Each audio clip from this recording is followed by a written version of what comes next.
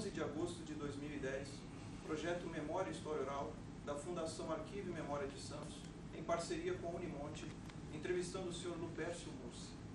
Aqui quem fala é Jorge Araújo, da Fundação Arquivo e Memória de Santos, junto com o historiador Roberto Tavares.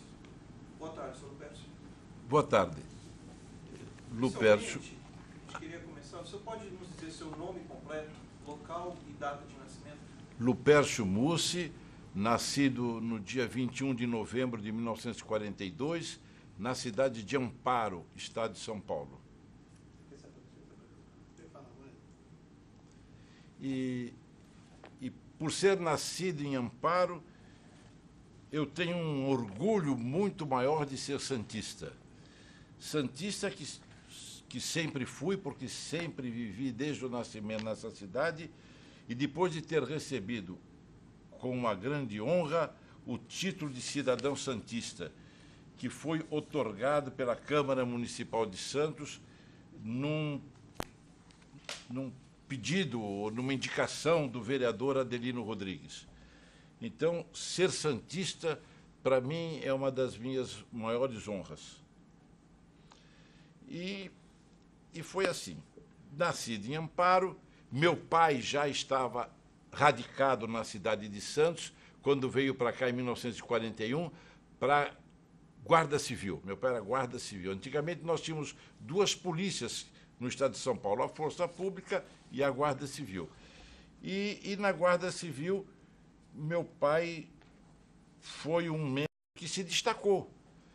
Tanto que se destacou que também recebeu a outorga de cidadão santista por relevantes serviços prestados à cidade, recebeu também o título de cidadão honorário da Prefeitura Municipal de Santos, recebeu também, nos anais da Câmara, a indicação de patrimônio da cidade de Santos, assim como recebeu alguns títulos de sócio honorário de algumas entidades assistenciais da cidade. Mas o Lupércio Mussi, Guarda Civil, que era conhecido pela alcunha de Bigode. O Bigode, Santos inteiro conhecia o Bigode. E o Bigode era amigo um dos companheiros, que eu me lembro muito bem, de profissão do meu pai, era o pai do Roberto Tavares.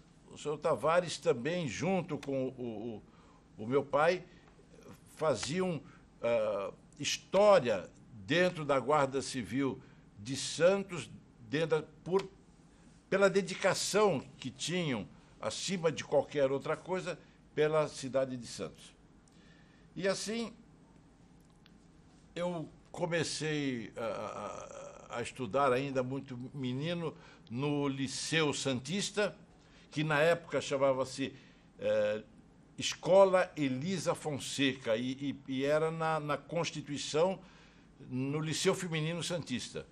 Fiz lá 3 anos do curso primário, lembro-me com muita saudade, e não com saudades não, porque de vez em quando eu ainda vejo, e tenho uma grande honra, e não é saudade, porque ela é viva, a minha primeira professora Lúcia Aulicínio. Tenho tido diversas oportunidades de vê-la, abraçá-la, e está aí ainda a trazer as suas experiências como professora. E, para mim, é sempre uma grande satisfação de ver a minha primeira professora, Lúcia Aulicínio. Depois, então, já no 4º ano do curso primário, eu já era grandinho, estudava lá num colégio liceu feminino, e já começava a me incomodar, e eu passei para o José Bonifácio. E fiz terminei o primário no José Bonifácio, fiz todo o ginásio no José Bonifácio, com professores maravilhosos, que a lembrança é com muito carinho, como o professor João Guido Negrelli, o professor Alcides Alves, Rafael de Locho, Mário de Almeida Alcântara, André Freire, dentre tantos outros. E depois, no mesmo José Bonifácio, eu fiz o curso de admissão, tive como professor o doutor Nicanor Ortiz, doutor Cleóbulo do Amazonas Duarte, e entre outros, e já com 11 anos de idade, em 1958, devia ter uns 12, 13 anos, eu estava no José Bonifácio e na esquina da Rua 7 de Setembro era a Rádio Cultura de São Vicente. E lá na Rádio Cultura nós tínhamos um programa. Os meninos do José Bonifácio, Cozeirra, que ainda hoje tem um programa na Rádio Litoral, Cozeirra, o Arruda, José Carlos, Arruda, José Carlos, não me lembro bem o primeiro nome do Arruda. Arruda, que é advogado em Santos ainda, vivo, militante, o Darcy Silva, o Jaime Matias. Nós tínhamos o programa Voz do Estudante. E nós fazíamos o programa Voz do Estudante, e o Antônio Pérez de Oliva fazia a voz do acadêmico. Então, em 1958, nós já tínhamos um programinha de estudante na Rádio Clube de Santos, e depois fazia o programa durante a semana, no sábado, e no domingo eu ia lá para a Rádio Clube para fazer a locução comercial na Rádio Cultura, lá com o senhor Paulo Mansur. E logo em seguida comecei a trabalhar no mercado cafeiro, onde tive toda uma orientação profissional de um corretor chamado José Teixeira Coelho. Era na Rua José Ricardo 36, o escritório do José Teixeira Coelho. E fui lá trabalhar como office boy. Entrei, tinha muita preocupação de quando chegava no escritório, varrer tudo, limpar tudo, deixar tudo limpinho, para quando o seu José Teixeira chegasse, ele visse tudo arrumadinho e assim eu poderia retribuir o favor que ele me fez de me empregar na empresa dele e ali me dar as primeiras orientações da minha vida profissional. Trabalhei 5 anos no escritório do José Teixeira Coelho, onde me inteirei do mercado cafeiro. Houve uma oportunidade, eu era o office boy, mas houve a oportunidade de quando o corretor, assistente do José Teixeira Coelho, por uma questão de saúde, ele faltou uns dias, e eu fui fazer a praça. E no que eu saí pela primeira vez com aquele estuvo de café para fazer a praça, para vender café, eu consegui vender, no primeiro dia, na minha primeira investida, 1.250 sacas de café para uma empresa chamada Figueiredo Abreu, no edifício Rubiaça. Seu Constâncio era o classificador. Interessante, que foi uma surpresa para mim aquela venda, e o senhor Teixeira ficou muito interessado que eu prosseguisse também fazendo a Praça do Café. E interessante também, eu ganhei uma comissão extra naquela oportunidade. Ganhei uma comissão extra, e quando chegou o fim do mês, eu recebi aquela comissão extra, recebi o meu salário e fui para casa, e mostrei para o meu pai o dinheiro que eu havia recebido.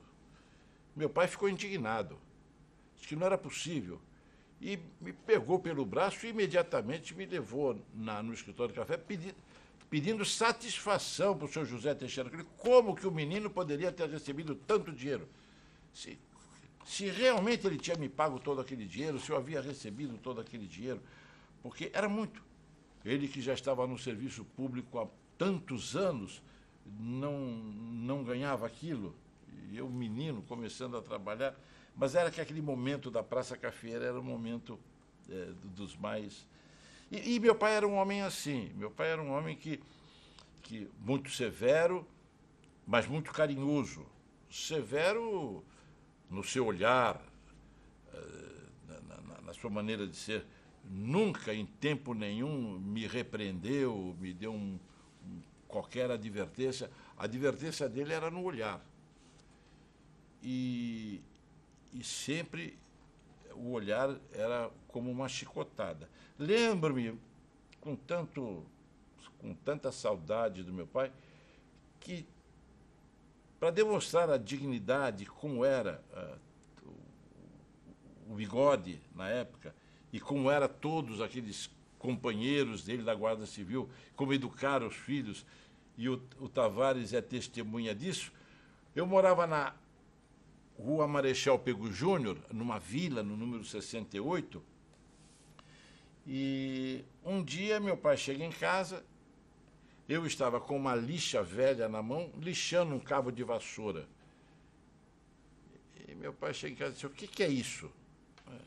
Pai, é uma lixa. Mas aonde você encontrou essa lixa? Não, eu achei na rua. Porque na Pego Júnior, mais ou menos no número 50 e pouco, havia uma marcenaria. E realmente eu tinha ido na padaria, ali na esquina, comprar pão, e quando eu atravessei a rua, eu vi um pedaço de lixa na rua, e peguei a lixa e estava lixando o cabo da vassoura, e meu pai não quis saber. Me pegou pelo braço e passou na marcenaria, perguntou se como que aquela lixa estava na minha mão.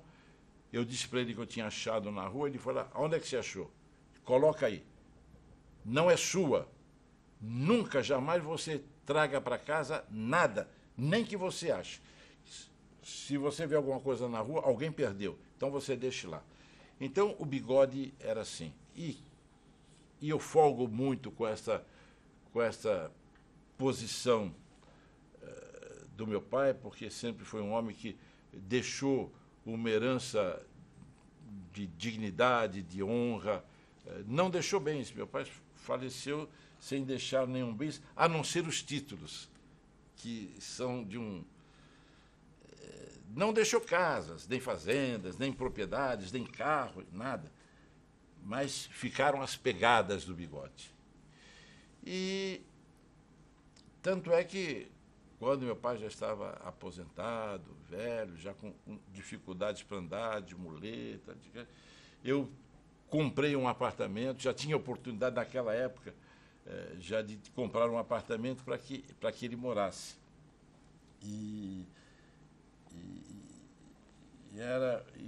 Esse foi o meu grande mestre. Meu grande mestre foi meu pai. Embora jamais eu possa esquecer dos mestres, e me lembro de todos eles, desde Lúcio Aulicínio no primeiro ano primário, até hoje, as pessoas que têm me ensinado a vida, me ensinado alguma coisa. E esta é uma oportunidade para lembrar aqui as palavras de Edmundo de Amici, quando ele escreveu, no final do século XIX, o livro El Cuore, que era o livro de cabeceira de todos os jovens do início do século até 1930, 40, El Cuore, de Edmundo de Amici. Ele se referia ao mestre dizendo que mestre, depois de pai, é o nome mais doce e mais honroso que um homem pode dirigir-se a outro. Então, por força deste carinho que eu dedico aos mestres, é que eu estou me reportando a isso. Bem, depois no escritório de café, ainda me lembro uma curiosidade. Quando, acho que nos idos de 64, 63, 64, ao redor de 1964, 65, o IBC, que era o Instituto Brasileiro de Café, que acabou substituindo o Instituto Nacional do Café, porque o café sempre teve muita política em torno da comercialização do café e sempre o Estado interviu com muita força em cima do mercado cafeiro, e o mercado cafeiro sempre ficou meio refém das decisões do Estado. Mas eu me lembro quando o Caio de Alcântara Machado, que era homem de publicidade, assumiu a presidência do Instituto Brasileiro do Café. E ele tinha um cunhado, que era aqui de Santos, o Pércio Marques Ferreira, que era de uma comissária de despacho Leme Ferreira, ali na Rua do Comércio. E quando o Caio de Alcântara Machado assumiu, eu repórter da Tribuna, na Rua 15 de Novembro, eu era menino, me perguntou alguma coisa, aquelas entrevistas de rua, o que eu achava do mercado cafeiro, e eu disse a ele que, olha, eu acho que não é o caminho certo, isso em 64, 65. Isso eu não acho o caminho certo. Entretanto, agora que eu Caio de Alcântara Machado, que é homem de publicidade, homem de propaganda, está assumindo, quem sabe isto muda. E porque eu acho que nós deveríamos vender café, uma marca de café. Não é possível que a gente continue vendendo café a granel em sacos de 60 quilos e o café do Brasil acaba não criando o vínculo econômico que poderia ter. Não obstante, naquela época o café representava até 1940, até 1929, quando teve a queda da Bolsa de Nova York, o café representava 95% da economia brasileira. A cidade de Santos era cognominada o pulmão do Brasil, porque pela Rua 15 de Novembro, em Santos, trafegava mais dinheiro num dia do que no resto do país inteiro. Então, a importância do café nesta época era muito grande. Mas é lógico, depois, a partir de 1930, começou a industrialização e o mercado de café começou a se acomodar, sendo, não obstante, como hoje, os grandes recursos que traz na exportação brasileira, mas já não era tão importante quanto. E essa entrevista que eu dei ao jornal Cidade de Santos, interessante. Eu tenho até aqui umas fotos, café em dose de 5 gramas. Eu tinha lá um processo de fazer café naquela época, de café em doses individuais.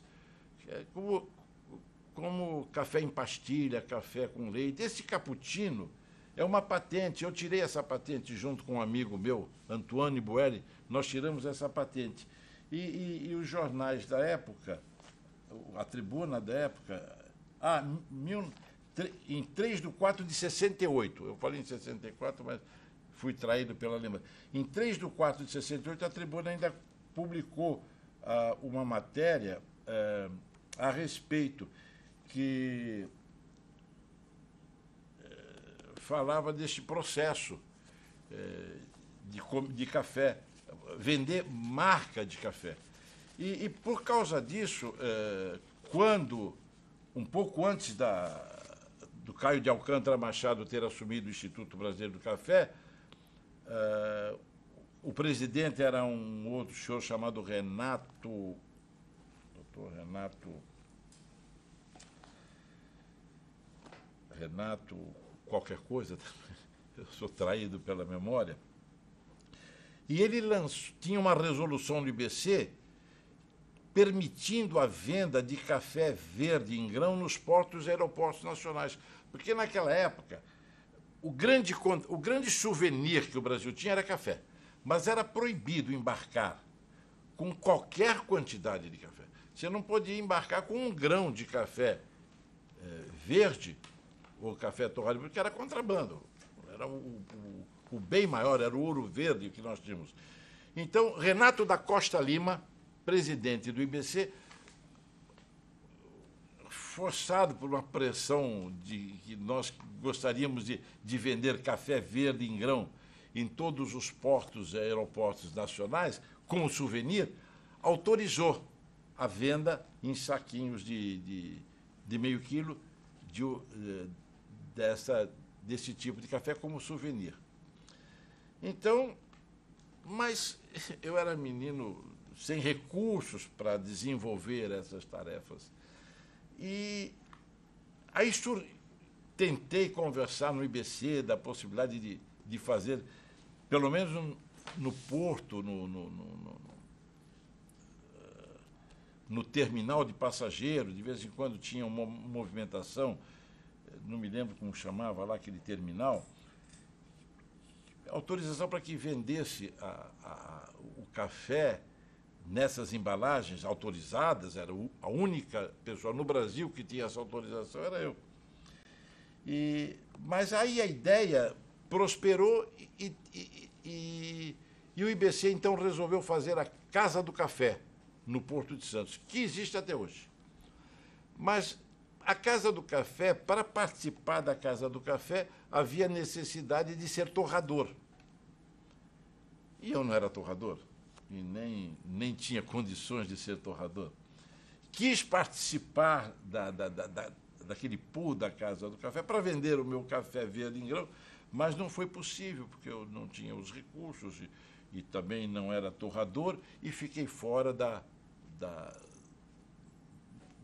daquele processo. Mas me lembro, acompanhei todo o nascedouro da Casa do Café, no terminal de passageiros. Essas coisas são coisas que aconteceram já há tanto tempo. Então, assim, eu sempre procurei aqui nesta cidade maravilhosa que me abrigou desde o nascimento, né? Eu nasci em Amparo, mas meu pai já estava radicado em Santos, e eu fui vivendo a vida dessa cidade e registrando com trabalho, com muito trabalho, todos os momentos da nossa querida cidade. Lembro-me também, quando eu era menino, Antônio Ezequiel da Silva Feliciano era o prefeito que reurbanizou a Praia do Gonzaga, fez os jardins, aqueles jardins muito bonitos. E me recordo tão bem quando um dia estava de mão dadas com o meu pai e o Antônio Feliciano e o Júlio Moreno, que era o presidente da Câmara Municipal de Santos, alertando que não se podia pisar no gramado.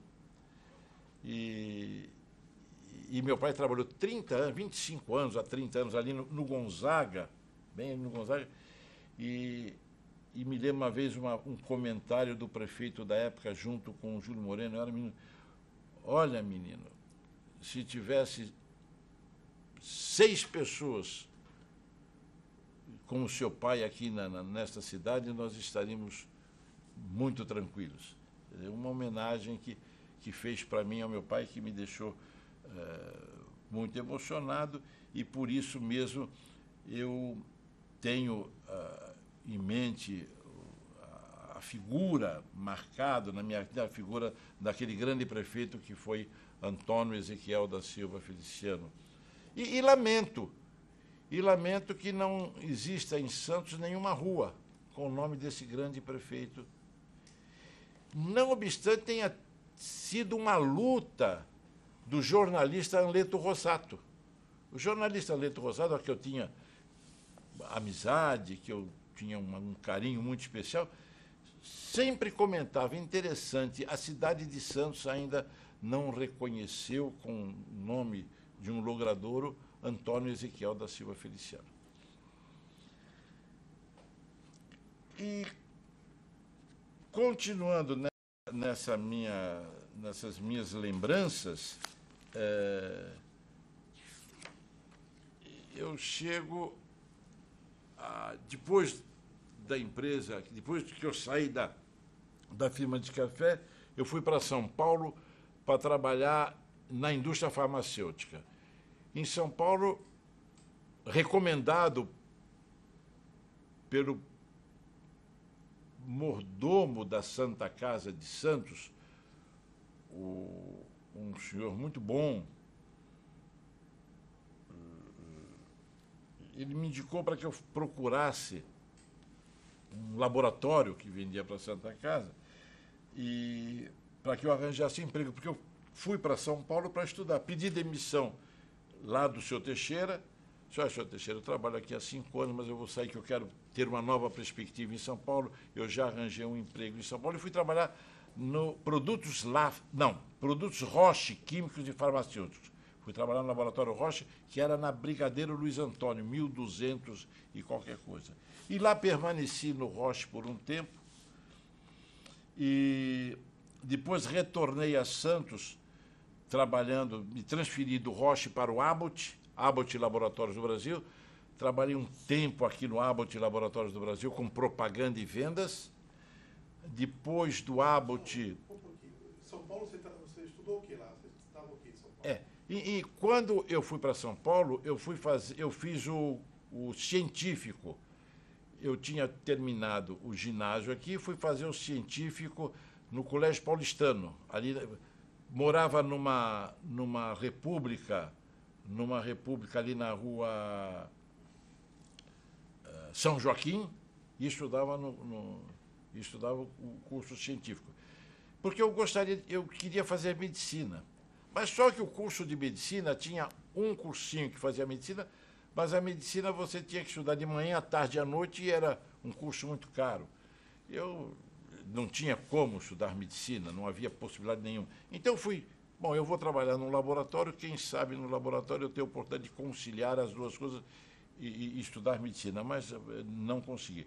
Aí eu trabalhei em São Paulo no Roche, logo em seguida voltei para Santos trabalhando no Abbott, depois trabalhei no Le Petit, indústria farmacêutica, depois na Hormonoterapia Richter, que também era uma empresa italiana, e depois trabalhei no LAF, que era um dos últimos laboratórios brasileiros da época, porque depois os laboratórios foram todos se internacionalizando, eu trabalhei no LAF.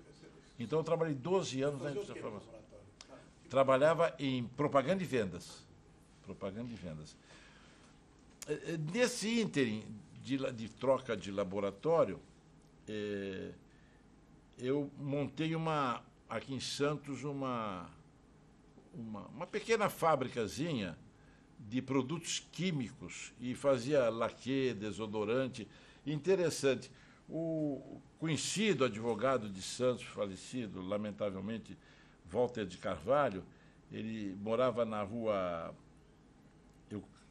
Cunha Moreira, e ele me cedeu o galpão no fundo da casa dele para que eu fizesse a minha fábricazinha. Eu fiz uma fábricazinha de produtos lá, fazia laque, desodorante, laque colorido, prateado para o carnaval, vendia nas farmácias.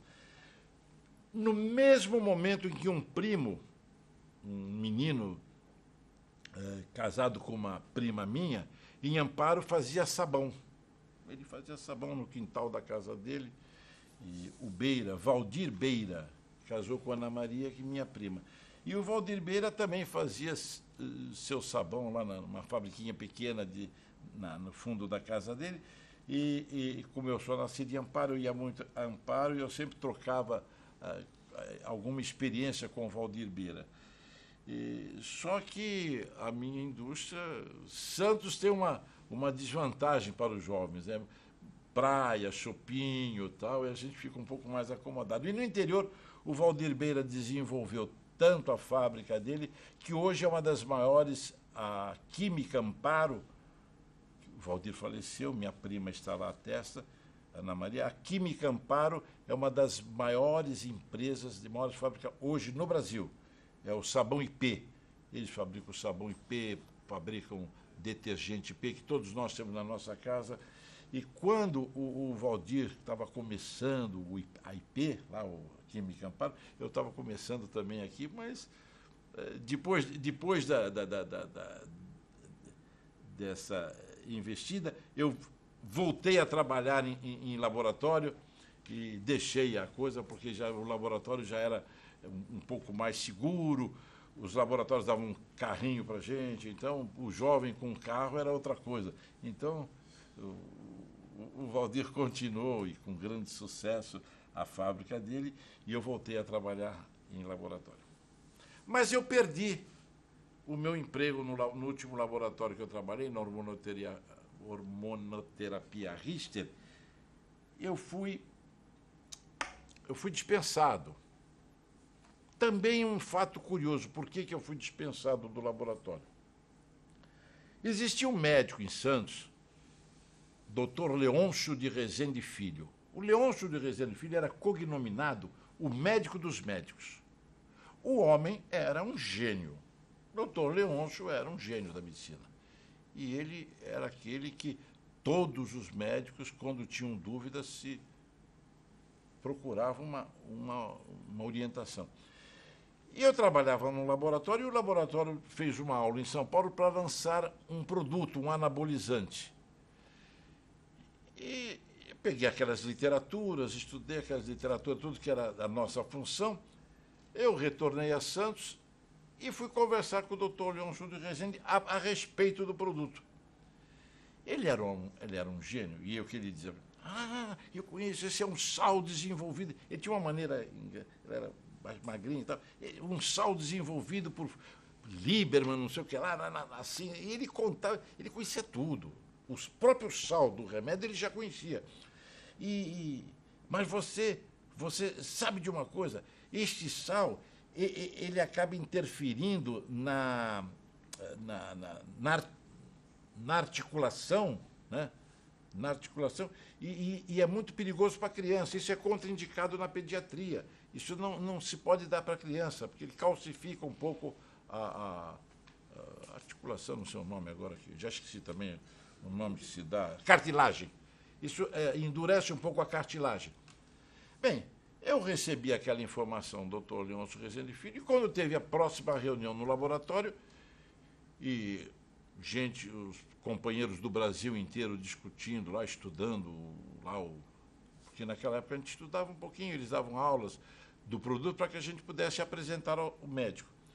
E eu perguntei na aula, que, olha, eu recebi uma informação que esse remédio não podia ser aplicado na pediatria, porque ele pode causar um endurecimento na cartilagem e alterar o crescimento das crianças. E o diretor científico lá do laboratório me passou um sabão. Disse que eu não tinha que entrar nesse mérito, que o produto estava lá, eu tinha que fazer o que a empresa mandava. E eu retornei para Santos até com a gozação lá dos outros companheiros, né? Porque crente que eu estava dando uma informação importante, porque quando o doutor Leôncio falava, tinha que ser crido, porque o homem era um gênio. Bem, me calei. Só que 15 dias depois, um mês depois, eu recebo uma carta da Itália dizendo o seguinte, que aquele produto não deveria ser mais trabalhado com os pediatras, porque pode... indicando que não se trabalhasse mais com os pediatras e que se algum pediatra, por exemplo, falasse a respeito para procurar outro caminho e tal. E quando eu voltei a São Paulo, numa outra reunião, eu quis mostrar que eu tinha sido advertido sem razão. O diretor achou uma petulância minha, querer tirar satisfação, e disse, você tinha razão, mas pode passar no caixa. Eu vim para Santos desempregado, né? Perdi o emprego, com data marcada para o meu casamento. Desempregado e casando, na véspera do meu casamento. Meu Deus do céu. E agora? Até arranjar outro laboratório, porque eu tinha facilidade de trabalhar em qualquer laboratório. Entretanto, eu ia casar, tinha lua de mel, essas coisas todas, uma dificuldade, sem dinheiro, não tinha o que fazer. Eu tive uma ideia. Na Avenida na Costa, com a Tolentino Filgueiras, onde hoje é o Banco Itaú Personalité, havia uma casa velha, uma casa antiga, que era uma escola de inglês. A escola de inglês saiu na época e a casa ficou meio abandonada. E tinha um litígio lá, na casa. E então eu, lá com o inquilino da casa, eu disse, olha, ele usava a parte de baixo, você não quer me ceder a parte de cima? Eu ajudo a pagar as coisas aqui. E cedeu sem ônus. O ônus era pagar a conta, porque havia um litígio ali. E para que eu faça alguma coisa, que eu estou desempregado, tem que fazer. Bom, então, recebi por sessão aquela casa, peguei uma tela, escrevi Galeria Prego de Ouro. Alugue um prego e exponha seu trabalho. Fui na casa do meu pai, peguei um martelo, um maço de prego grande, preguei pregos em todas as paredes, pintei de dourado e montei a Galeria Prego de Ouro. O Romeu de Graça era o diretor artístico da galeria e Romeu de Graça era pai da minha primeira mulher. Eu casei com a Sueli Breffeli de Graça, tive 2 filhos, o Cláudio e a Sandra, com a Sueli, depois ela acabou falecendo, uma insuficiência respiratória. E o pai da Sueli, o Romeu de Graça, consagrado pintor. Então eu pedi para que ele me ajudasse lá, e ele ficou com uma salinha no fundo e dava aulas de pintura para os alunos. E eu montei a Galeria Prego de Ouro. Preguei os pregos na parede, pintei e alugava o prego. R$10 cada prego, o aluguel de prego por mês. E as pessoas iam, os artistas que estavam começando, sentiam-se orgulhosos de ter o quadro pendurado na parede. Os marchands também, quem sabe, colocavam os quadros ali, poderiam vender, porque a gente vendia, depois ganhava uma comissão. Então eu montei a Galeria Prego de Ouro. E olha, e sem medo de errar, foi o maior movimento de artes plásticas que a cidade de Santos já viu. Nunca nessa cidade houve um movimento de artes plásticas tão importante quanto o Prego de Ouro, modéstia à parte. O governo da época era o general Clóvis Bandeira Brasil. O secretário de turismo era o filho dele, Alcide França Brasil, que apoiaram o empreendimento. Então, eu tinha também um apoio da Prefeitura de Santos para o Prego de Ouro. O Prego de Ouro expôs, dentre outros, que eu me lembro agora, Fukushima, Manabubabe. Nós fizemos exposição patrocinada pela Prefeitura de Santos. Ela trazia obras do Museu de Arte Contemporânea de São Paulo, Babinski e outros gravuristas. Tinha uma sala na frente que nós fazíamos exposições individuais dos pintores da região, e as outras salas, os outros quartos, que foi todos pintados de branco com os preguinhos, eram as exposições coletivas. Expusemos Guiomar Fagundes, a Belquis da Guiomar Fagundes, que mais tarde a prefeitura comprou, foi exposto da Galeria Prego de Ouro. E em Santos, o jornal Cidade de Santos, cujo diretor era o Sérgio Paulo Fred, de uma memória inesquecível. Quem é nesta cidade que conheceu Fred e não o amava? Sérgio Paulo Fred era uma pessoa muito especial. E era o diretor de Cidade de Santos. E ele, todos os dias, ele noticiava no Cidade de Santos, cada 15 dias, a exposição coletiva, né? A exposição individual, as vernissagens e as exposições coletivas. Então, o Prego de Ouro foi uma outra coisa que me dá uma lembrança muito, muito especial.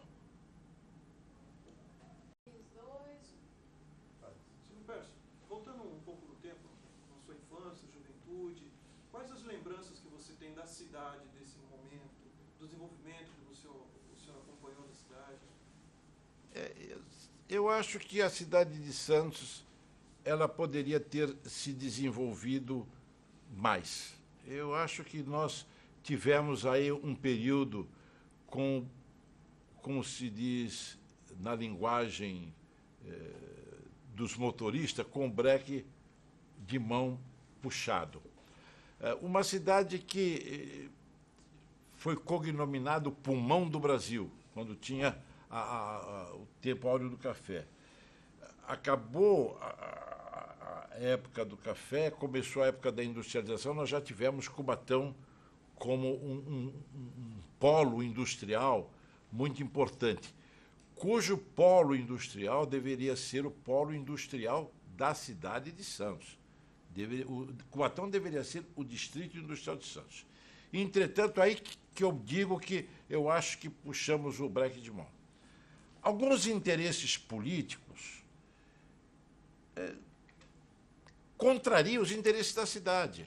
Quer dizer, então, de repente, alguns, por causa de 1000 votos, arrumaram lá a autonomia política de Cubatão, que durante muitos anos continuou sendo uma cidade de uma rua só, porque hoje está desenvolvido, mas ainda não está perfeitamente bem ser o grande polo industrial de Santos.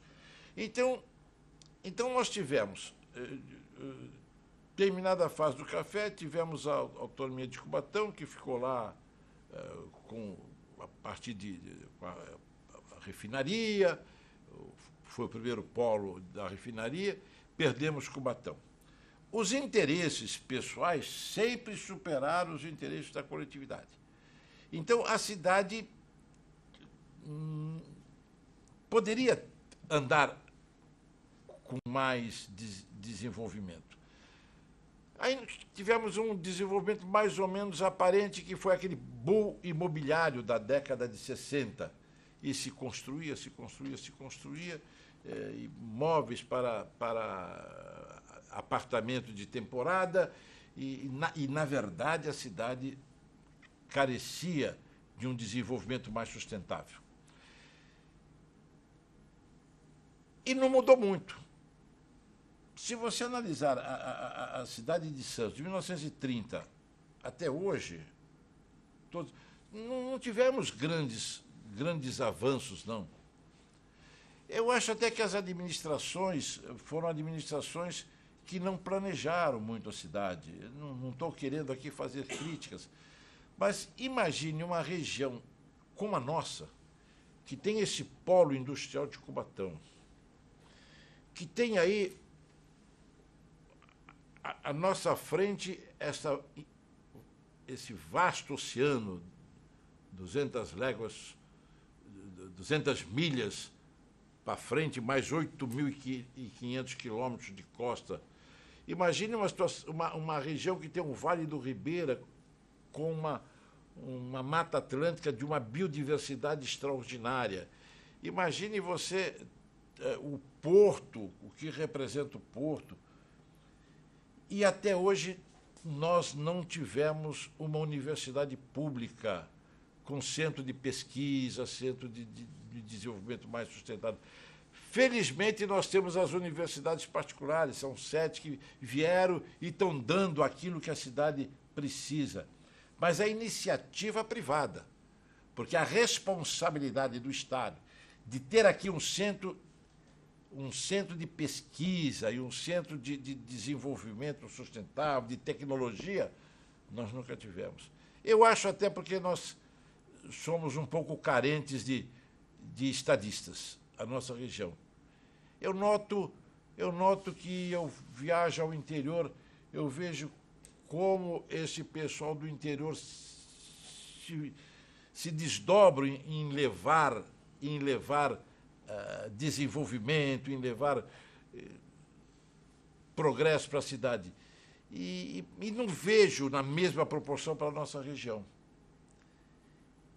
Eu acho que nossa cidade é a terra da liberdade e da caridade, e nós estamos aqui a fazer caridade quando você tem que fazer caridade, principalmente ensinando as pessoas.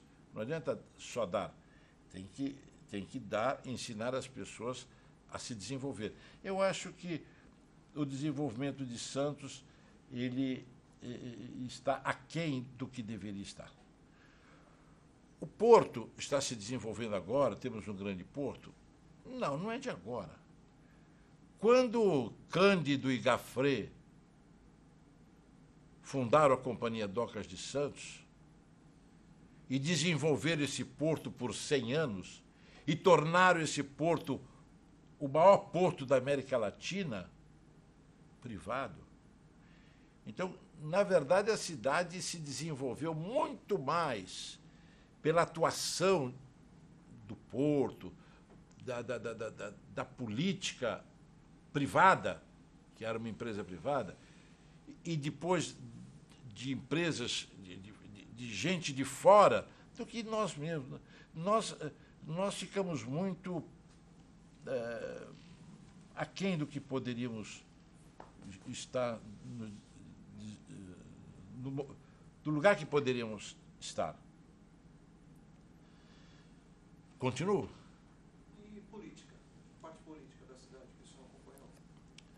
Olha, eu participei da vida política da cidade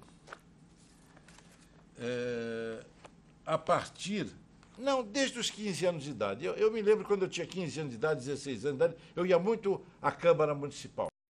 Eu era um daqueles que ficava lá na Câmara Municipal, sentado lá, ouvindo as sessões.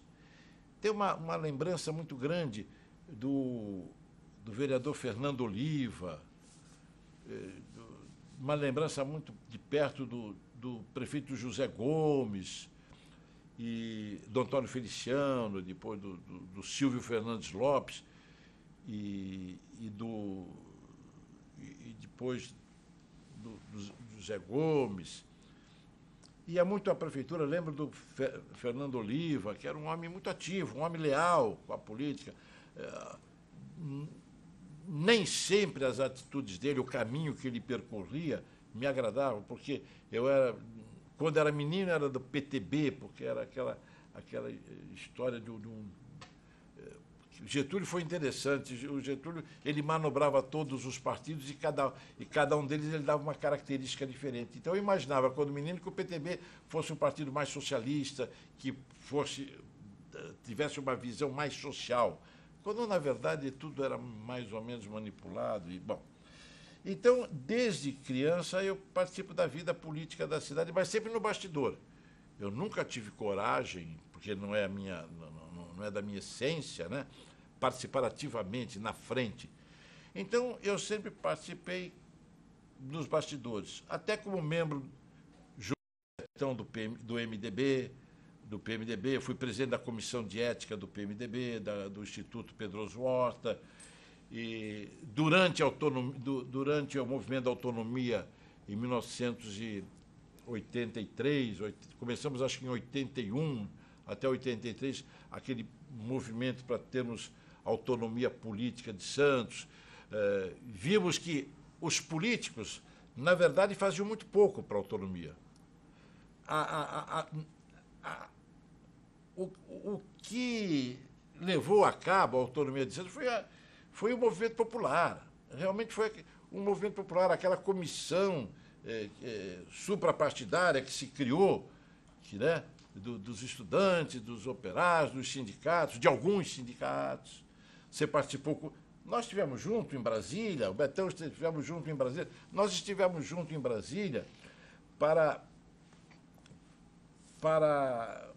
dar uma manifestação popular da necessidade que nós tínhamos da autonomia. E eu acho, a minha opinião, que esta movimentação que fizemos em Brasília,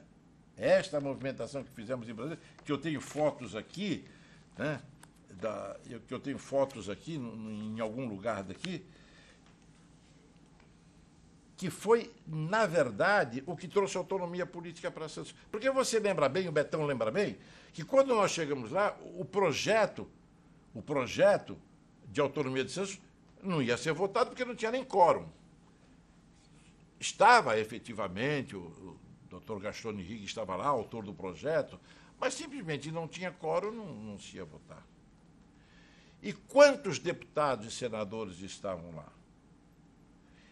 Então a cidade esqueceu, mas eu aqui quero registrar que os grandes autonomistas desta cidade foram o Betão, o Fernando, foram nós que estivemos lá naquele movimento aquele movimento autonomia, nós tiramos a nossa camisa, aquilo repercutiu. Tanto repercutiu que a cidade hoje esqueceu de Eduardo Castilho Salvador, ele representava a Câmara Municipal de Santos nessa comissão da autonomia, que era uma comissão suprapartidária. Sérgio Sérvulo da Cunha participou. E o que aconteceu? O que aconteceu em Brasília?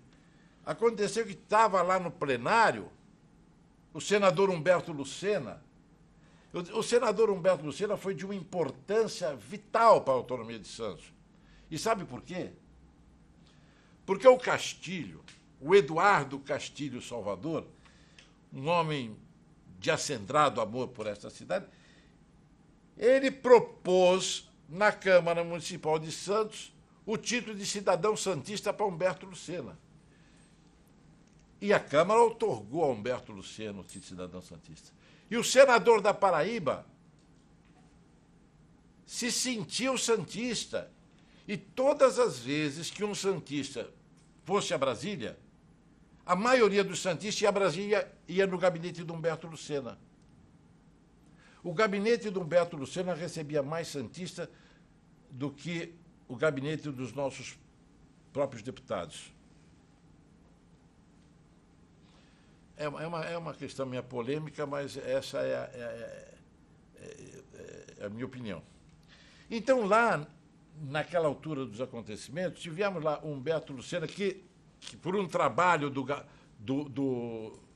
Castilho, o Freitas Nobre, e que acabaram tendo uma importância lá naquela decisão do Aureliano Chaves, porque o presidente João Batista de Oliveira Figueiredo estava afastado e naquele momento, dia 2 de agosto de 1983, estava lá no Palácio do Planalto Aureliano Chaves. E Aureliano Chaves acompanhou aquele movimento que nós estamos. Tanto é que nós saímos lá do Pleno do Senado e caminhamos numa marcha até o Palácio, para fazer uma manifestação no Palácio. Quando nós chegamos no Palácio, o Aureliano Chaves tinha assinado o decreto de autonomia política para Santos. E, na verdade, a cidade esqueceu desses detalhes. O ano passado, tivemos aí na Casa Azulejada da Praça da Rua do Comércio uma exposição da autonomia de Santos e não tinha referência nenhuma aos autonomistas de Santos. Tinha referência ao prefeito Oswaldo Justo. O prefeito Oswaldo Justo realmente teve papel importante na autonomia, porque ele foi o primeiro prefeito a ser eleito, né, depois da autonomia política. Até a posse do Justo, nós éramos a área de segurança nacional. Então, a importância do Justo para a autonomia é grande, porque ele foi eleito. E foi eleito e a cidade escolheu bem, porque o Justo foi um gerente da cidade de Santos. Um homem sério, um homem que planejou a cidade, um homem que realmente foi de um amor acendrado à cidade. E falando em Justo, veja, eu tenho aqui uma carta do Justo. Se me permitem, eu vou ler uma carta do Justo, aproveitando o espaço.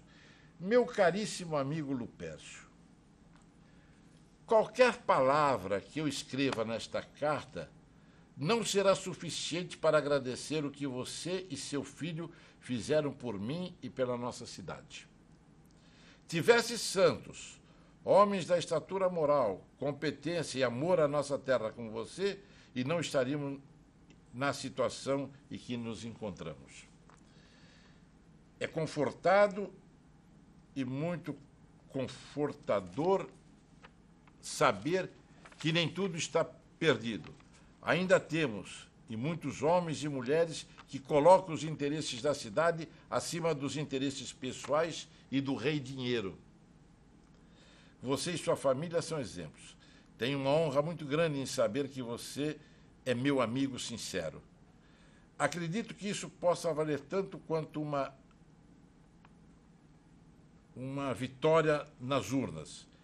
Espero que essa grandeza que impulsiona o seu coração e que o faz um homem superior possa estar com a nossa cidade por muitos anos, como guardião da honra, da coragem e da dignidade humana. Um grande abraço, meu, da minha família e de meus 31 mil eleitores conscientes dessa cidade.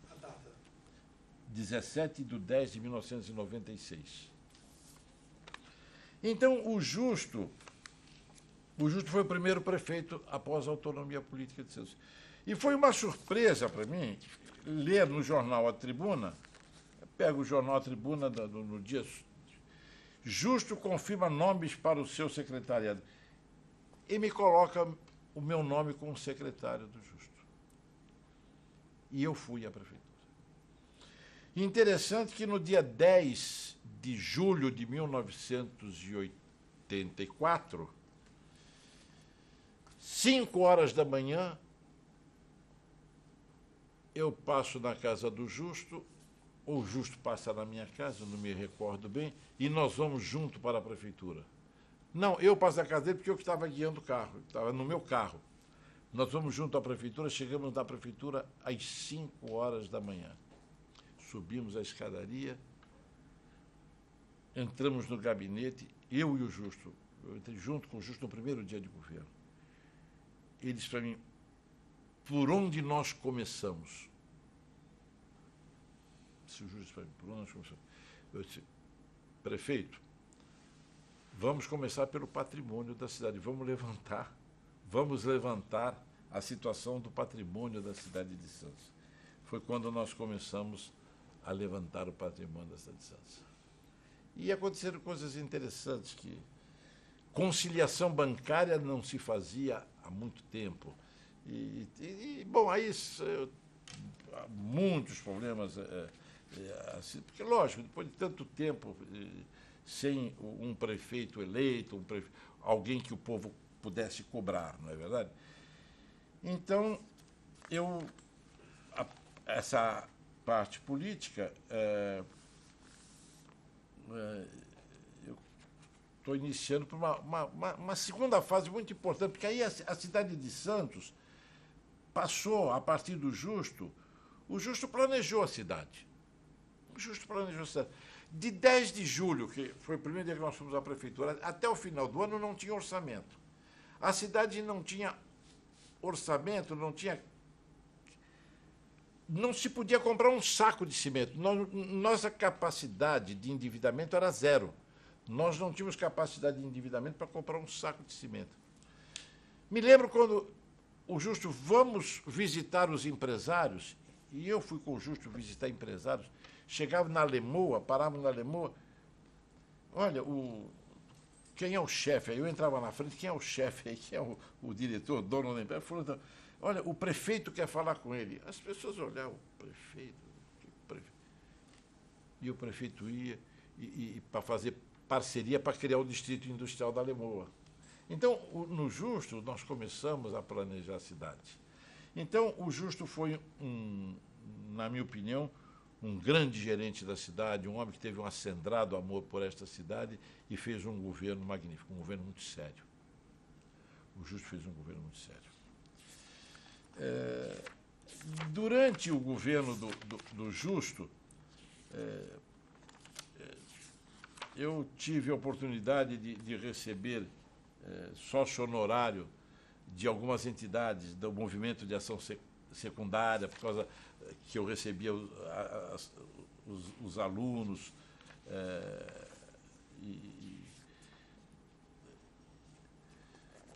Quando veio a autonomia, a ideia era lançar o Justo prefeito e a Alda vice-prefeito. E a Alda chamava-se Alda Terezinha de Campos. Alda Terezinha Camargo de Campos. Poxa, mas prefeito, a sua vice é Alda Terezinha Camargo de Campos. Como ligar ao Esmeralda? Então, na época, eu já estava formado, eu era advogado, e sou advogado, hoje é meu dia, em 11 de agosto. Então, eu fiz a adoção do patromínico da Alda. Entrei com a ação de adoção do patromínico e mudei o nome da Alda Terezinha Camargo de Campos para Alda Terezinha Tarquínio de Campos. Então, ela passou a figurar Alda Tarquínio como vice do Justo. Só que, nas articulações, acabou o Esmeraldinho, ela preferiu que o Esmeraldinho assumisse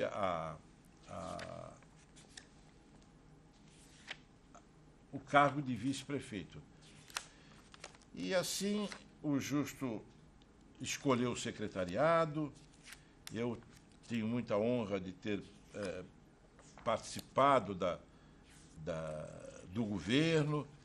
o governo foi... E tenho aqui diversas cartas aqui do Justo. Ouvi suas palavras pela rádio, quando da inauguração da nossa exposição numa feira em São Paulo. O Justo dizia para mim: ô Lupercio, você é o prefeito das festas. Todas as festas, ele não ia à festa, eu representava o Oswaldo Justo nas festas. Então, você é o prefeito das festas. Então, todas as cerimônias das entidades todas, lá eu estava lá representando o prefeito. E assim foi. Mas uma parte que as pessoas mais lembram quando falam do Lupercio, as pessoas acabam fazendo uma veiculação com rádio. Não porque em 1958 eu comecei um programa de rádio, na Rádio Cultura, mas sim porque eu tinha, e tenho até hoje, uma bomboniere na estação rodoviária de Santos. Tem lá a bomboniere. E o meu filho, Cláudio, já mocinho, já queria se empregar, queria um caminho. Era meio ruim de estudar e queria um caminho. E dizia para mim que queria trabalhar com rádio e televisão. Eu digo: filho, é difícil, papai tem uma bomboniere. Uma bomboniere. Para comprar Globo eu não posso. Mas vamos pensar. Vamos ser. Quando dizia o Justo dizia, uma frase do Justo: todas as dificuldades geram facilidades, assim como todas as facilidades acabam gerando dificuldades. Vamos pensar. Então, eu pensei, bom, eu estou aqui na rodoviária, quem sabe se nós colocarmos uns aparelhos de televisão aqui na rodoviária, a gente pode fazer um jornalzinho, vamos fazer uma televisão aqui. E fizemos lá criamos lá em 1900...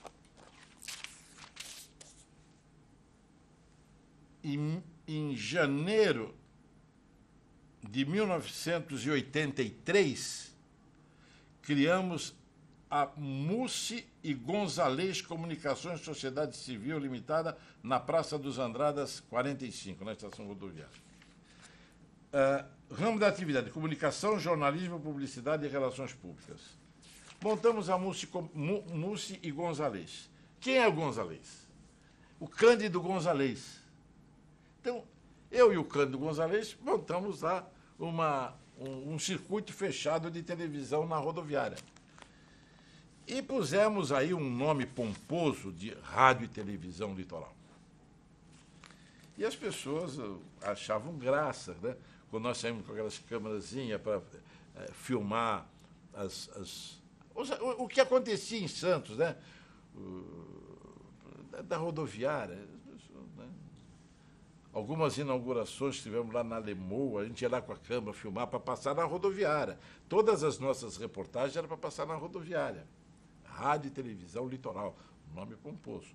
E nós fazíamos lá um jornal lá da rodoviária, e as pessoas que iam tomar o ônibus para São Paulo ficavam lá olhando o jornal, alguns programas. Mas nós tivemos até interessante que eu tive um programa lá que meu filho fazia, que eu fui obrigado a tirar do ar. Porque a Prodesan pediu para que tirasse do ar, porque aglomerava muita gente. Era um programa feito sábado à tarde, e chamava-se Rock Encontro. E a meninada ia tudo lá para a rodoviária para assistir o Rock Encontro. Então, na verdade, a nossa empresa de comunicação, a Mussi Gonzalez, que depois o Cândido não quis ficar, porque ele achou que eu era meio maluco, sei lá, de repente você vai me levar para alguma situação sem retorno aí. O Cândido quis sair, então ficou Mussi Comunicações, era Mussi Gonzalez, ficou Mussi Comunicações. E nós começamos a desenvolver esse trabalho na estação rodoviária de rádio e televisão, e o meu filho é que fazia lá as filmagens e nós montávamos os programas. Quando fomos a Brasília na autonomia, vocês lembram que o ônibus foi fazer um city tour na cidade. Quando o ônibus está fazendo o City Tour, e nós passamos na esplanada dos ministérios, eu vi escrito lá, o ônibus estava do lado de cá, eu vi escrito lá, Ministério das Comunicações. Aí eu falei para o motorista, olha, você podia, por favor, me deixar aqui no Ministério das Comunicações? Que depois eu pego um táxi e vou lá para o Recreio Bandeirantes, que toda a nossa turma estava hospedada no Recreio dos Bandeirantes. Então eu fiquei no Ministério das Comunicações e entro no Ministério das Comunicações e procuro o advogado do Ministério das Comunicações. Me apresento, eu sou advogado de Santos. Olha, Santos está carente de mais uma empresa de comunicação que possa traduzir em desenvolvimento. Blá, blá, blá. Como faz para que a gente possa pôr os veículos de comunicação, rádio, televisão em Santos?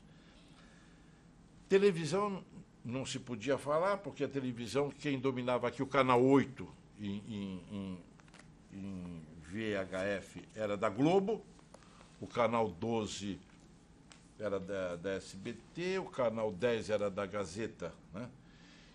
Mas a rádio tinha um canal livre, canal 220, para a rádio. Então, eu fiz um requerimento pedindo a abertura do edital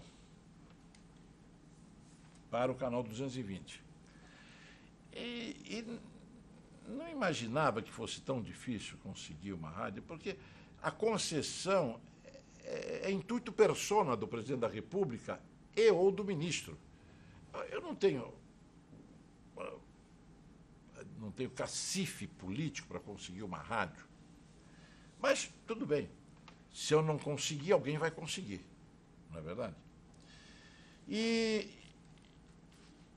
Então, fiz, naquele dia que eu estava em Brasília, na campanha do autônomo, eu fiz o requerimento, datado daquela data, dia 2 de agosto, fiz o requerimento e entreguei no Ministério para se criar. E abriu-se o processo de licitação, tinha 17 empresas importantes e grandes participando, inclusive eu. É uma dessas coisas que eu não sei explicar e eu acabei ganhando a concessão. Fui fazendo um trabalho com a ajuda de um amigo que eu tinha em Brasília, no Ministério dos Transportes, mas só que a concessão não saía. Não saía. Até que no dia 12 de março de 1985, eu digo, eu vou a Brasília, porque dia 15 de março assume o Tancredo Neves como presidente da República. E todo o meu trabalho vai ser infrutífero, porque assumiu um novo presidente, cessa tudo que a antiga musa canta, porque valores mais altos se levantam. Então eu não perdia. E estou lá em Brasília. E como eu ia a Brasília? Encontrar quem? Pedir para quem? Eu não tenho cacife político nenhum. Os nossos santistas que estavam lá também nem adiantava pedir. Aí, mais uma vez, eu falei com o Eduardo Castilho Salvador.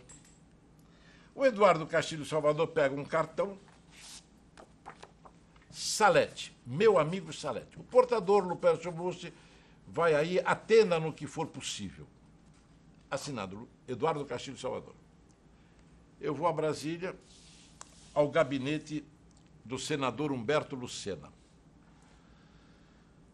Chego no gabinete do senador Humberto Lucena para procurar o Salete, que era um oficial de gabinete dele, que o Castilho me indicava. Tinha me sentido figurado. Tinha 1000 pessoas dentro do gabinete do Humberto Lucena.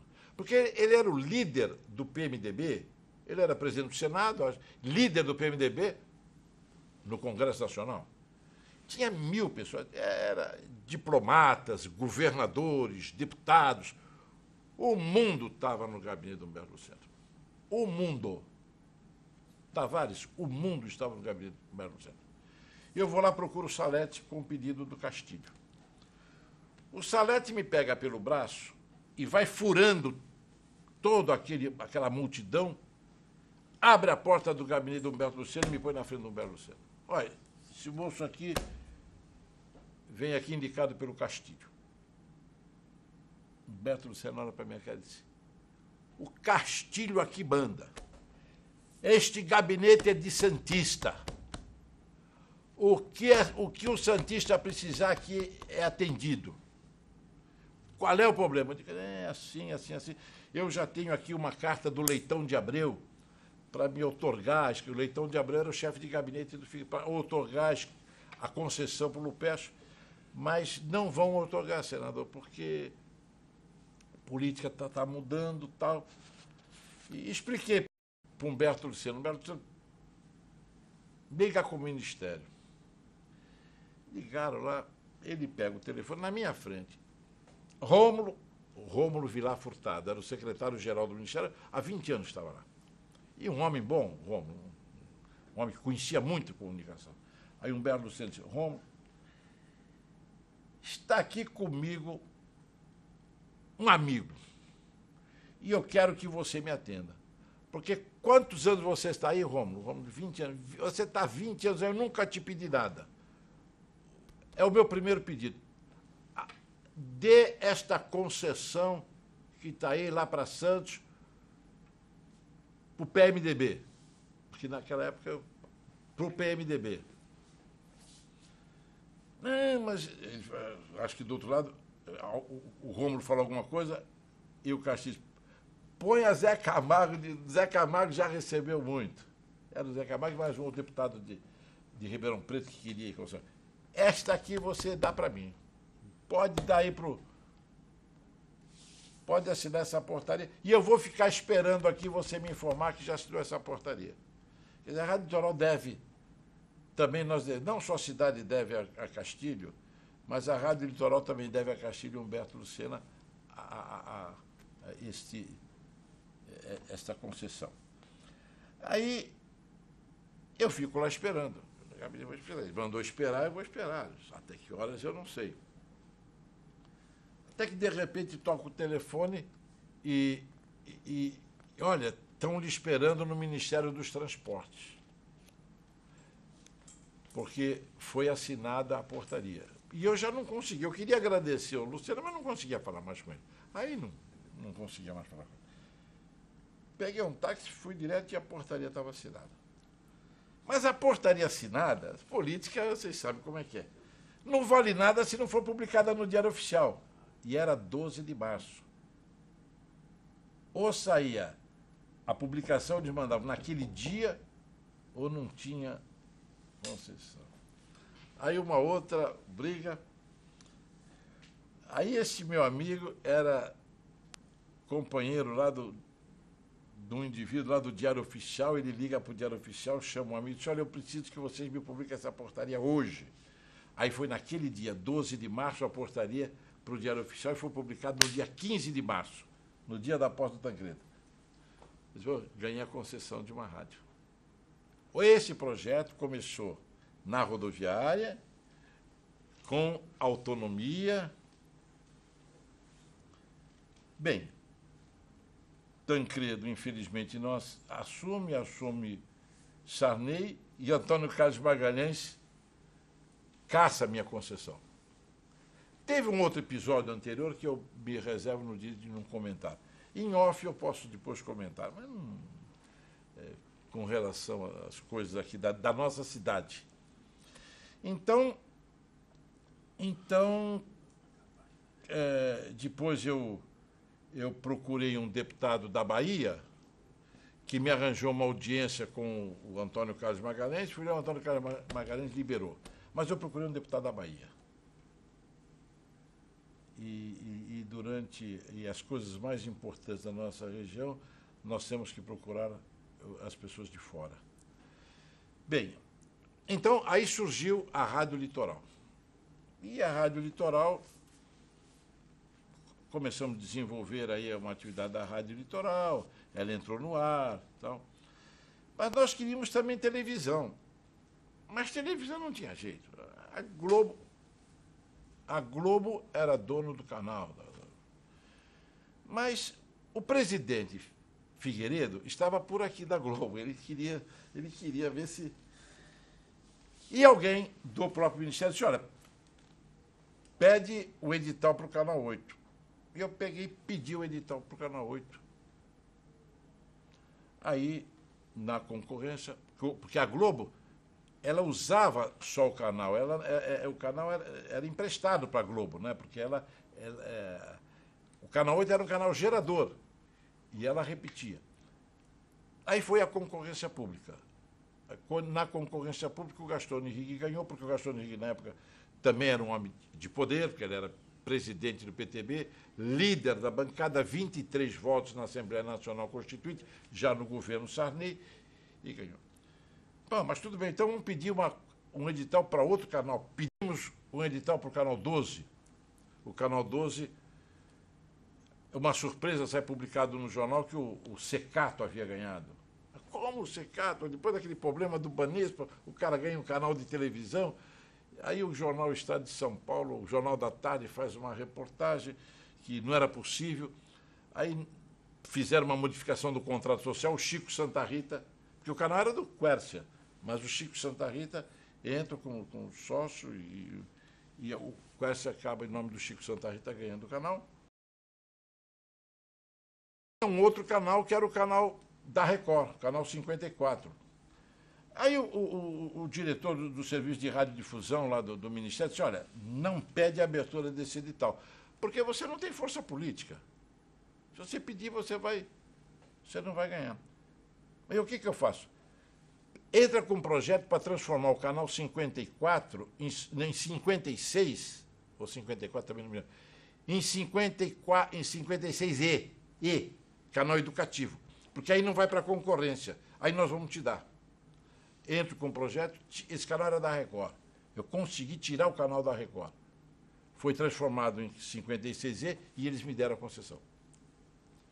E isso foi em 97 já, 97, porque em 83 nós começamos a Multicomunicações, em 87 inauguramos a rádio, e em 89 inauguramos a televisão. Nos deram a concessão do canal educativo, porque não entrava para concorrência, e em 3 meses nós pusemos o canal no ar. Foi o primeiro canal de televisão, por isso é que me cognominaram o pai da TV regional, exatamente porque a primeira televisão que se implantou em Santos, só que era o HF.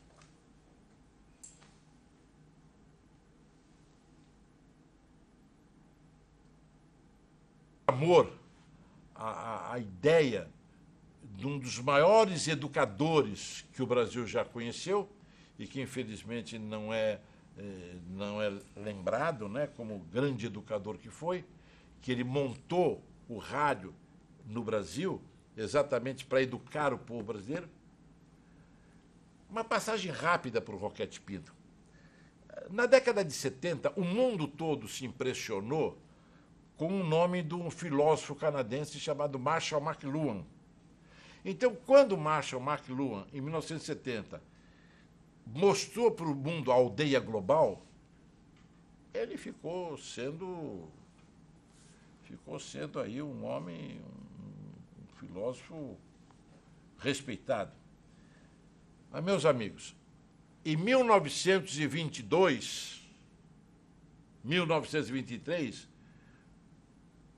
Roquete Pinto já tinha essa visão de educar o povo através da mídia eletrônica, do rádio. Ele criou o rádio, a Rádio Educativa do Rio de Janeiro, que foi a primeira rádio do Brasil, para educar o povo. Então, o Roquete Pinto foi um dos mais extraordinários brasileiros, e não é reconhecido como tal. Então, eu tenho um trabalho que está lá no Instituto Histórico e Geográfico sobre Roquete Pinto, e vou deixar também aqui o trabalho sobre Roquete Pinto. E minha vida tem sido isso de trabalho. Também tive uma ideia uma vez para desenvolver um produto que eu entendia que era um dos melhores alimentos do planeta Terra, a banana. Montei uma fábrica para desenvolver pesquisas sobre a banana no Vale do Ribeira. Mas também, por mais que eu tentasse sensibilizar os governadores, que interessante, meus amigos, qualquer fruta que existe no Brasil é isento de ICM. A maçã, menos a banana. Quer dizer, então, a laranja lá na... a região mais pobre do estado de São Paulo é o Vale do Ribeira.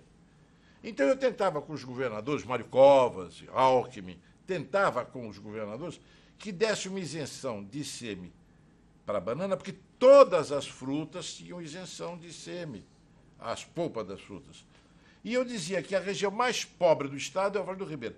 Por que não isentar a polpa da banana? Porque assim você poderia dar um desenvolvimento sustentado à agroindústria e desenvolver o Vale do Ribeira. E o Vale do Ribeira poderia até ser o maior produtor mundial de banana. Mas, ao contrário, aqui em São Paulo, quando você descasca uma banana, para industrializar, você paga 18% de ICM. Então, não tem ninguém que vá desenvolver.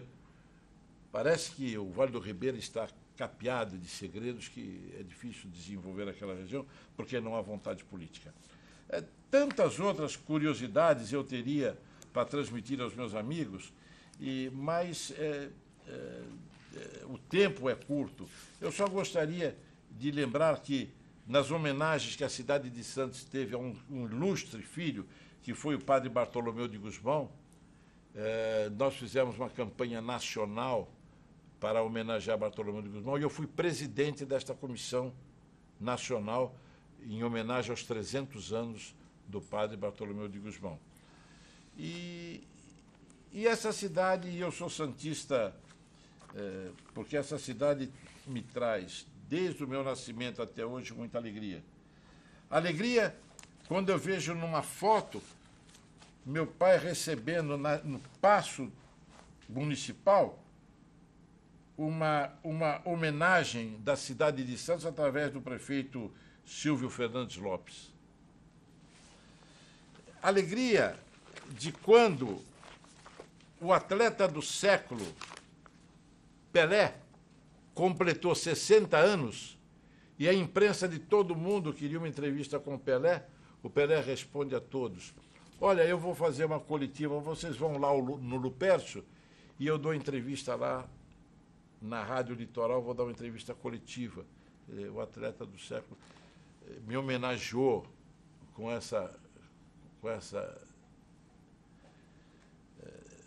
esse carinho. E não sei quanto tempo eu ainda tenho para acrescentar. Vocês teriam alguma pergunta que eu pudesse enriquecer aí as suas considerações finais mesmo? Bem, as minhas considerações finais, como cidadão santista que sou, pela outorga que a Câmara Municipal de Santos, no projeto do Adelino Rodrigues, me concedeu, pela outorga que eu recebi da Câmara de São Vicente, também como cidadão vicentino, e do Guarujá, como cidadão emérito do Guarujá, eu me sinto muito feliz, porque eu sempre fui um homem humilde, sempre fui um trabalhador, sempre corri, sempre carreguei pedra, e esta oportunidade é uma oportunidade excelente para que eu falasse alguma coisa para, quem sabe, os jovens, se amanhã algum jovem tiver curiosidade de trocar experiência, eu estaria à disposição. Quero deixar também aqui, dentre os documentos que deixarei aqui no museu, os exemplares do Jornal de Santos. Eu também, durante 8 anos, eu tentei desenvolver um jornal na cidade. E durante 8 anos batalhei no Jornal de Santos, mas chegou uma hora não deu mais, né? Porque sonho é a mãe da realização. Então a gente sonha e realiza. Entretanto, no momento, o sonhador tem que acordar, tem que voltar para a realidade. Mas todos os meus sonhos foram realizados.